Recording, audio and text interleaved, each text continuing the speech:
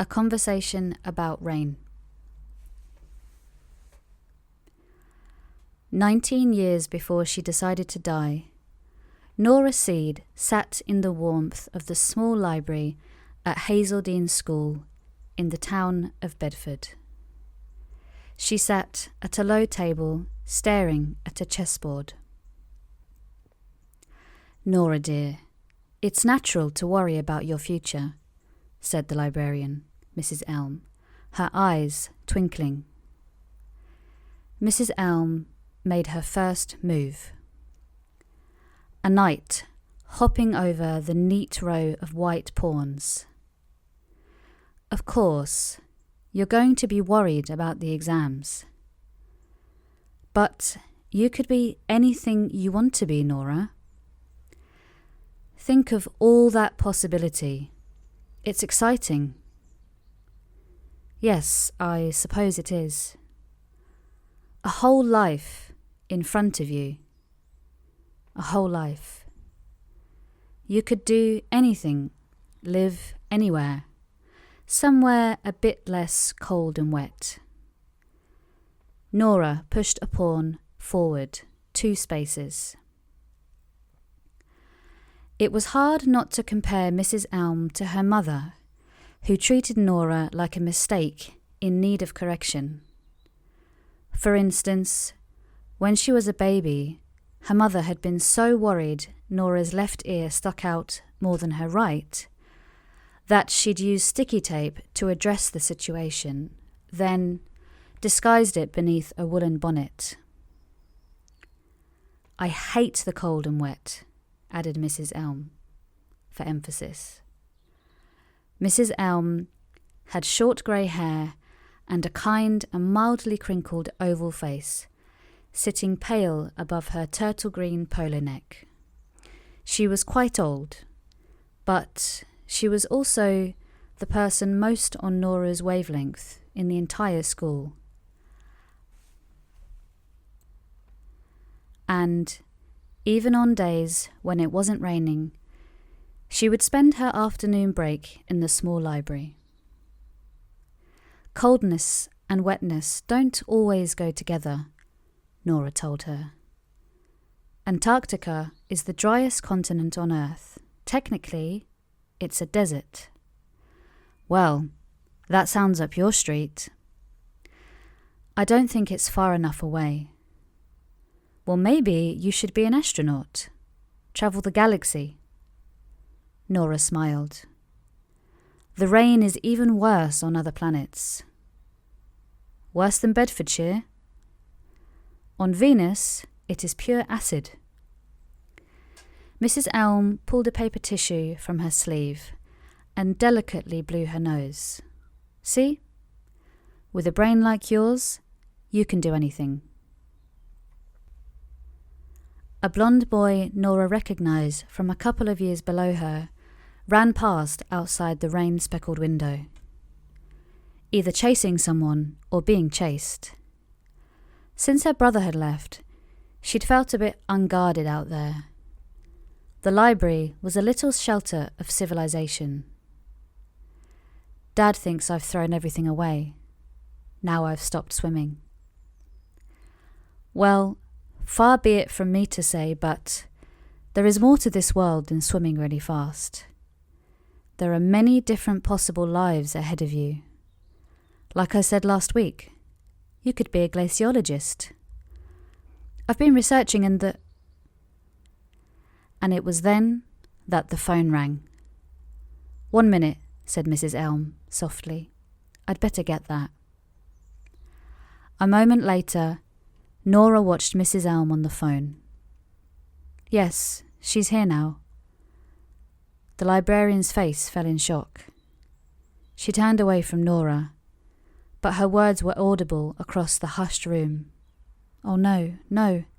Oh my God, of course."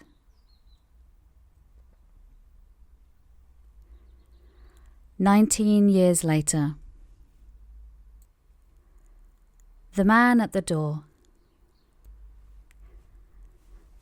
27 hours before she decided to die, Nora Seed sat on her dilapidated sofa scrolling through other people's happy lives, waiting for something to happen.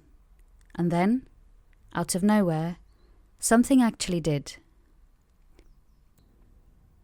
Someone, for whatever peculiar reason, rang her doorbell. She wondered for a moment if she shouldn't get the door at all.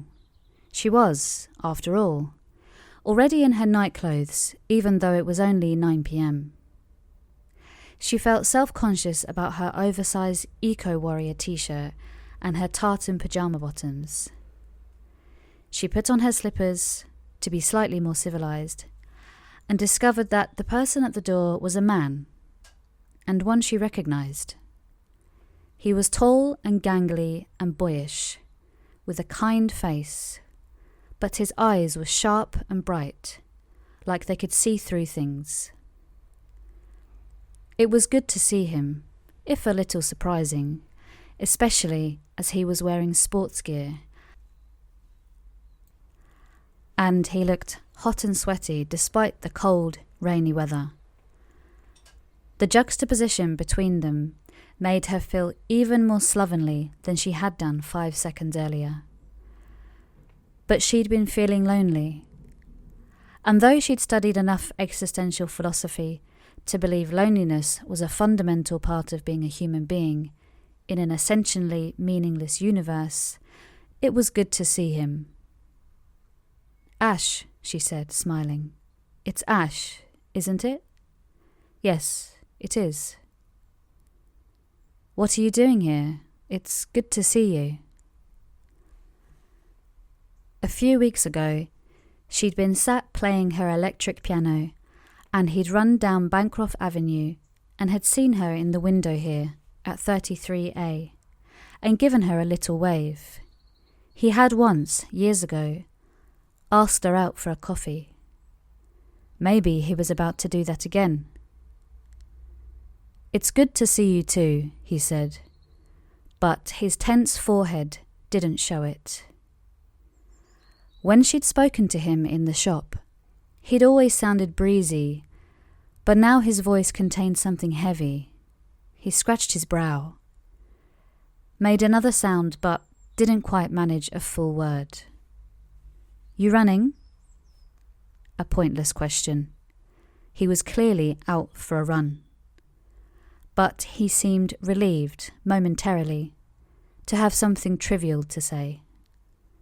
"Yeah, I'm doing the Bedford half. It's this Sunday." "Oh, right, great. I was thinking of doing a half marathon and then I remembered I hate running." This had sounded funnier in her head than it did as actual words being vocalized out of her mouth. She didn't even hate running, but still, she was perturbed to see the seriousness of his expression. The silence went beyond awkward into something else. "You told me you had a cat," he said eventually. "Yes, I have a cat." I remembered his name. Voltaire. A ginger tabby? "Yeah, I call him Volts. He finds Voltaire a bit pretentious. It turns out he's not massively into 18th century French philosophy and literature. He's not quite down to earth, you know, for a cat." Ash looked down at her slippers. "I'm afraid I think he's dead." "What?" "He's lying very still by the side of the road. I saw the name on the collar. I think a car might have hit him. I'm sorry, Nora." She was so scared of her sudden switch in emotions right then that she kept smiling, as if the smile could keep her in the world she had just been in, the one where Volts was alive and where this man she'd sold guitar songbooks to had rung her doorbell for another reason. Ash, she remembered, was a surgeon. Not a veterinary one, a general human one. If he said something was dead, it was, in all probability, dead. "I'm so sorry." Nora had a familiar sense of grief. Only the sertraline stopped her crying. Oh God. She stepped out onto the wet, cracked paving slabs of Bancroft Avenue, hardly breathing, and saw the poor, ginger-furred creature lying on the rain-glossed tarmac beside the curb. His head grazed the side of the pavement, and his legs were back, as if in mid-gallop, chasing some imaginary bird. Oh, Volts, oh no, oh God!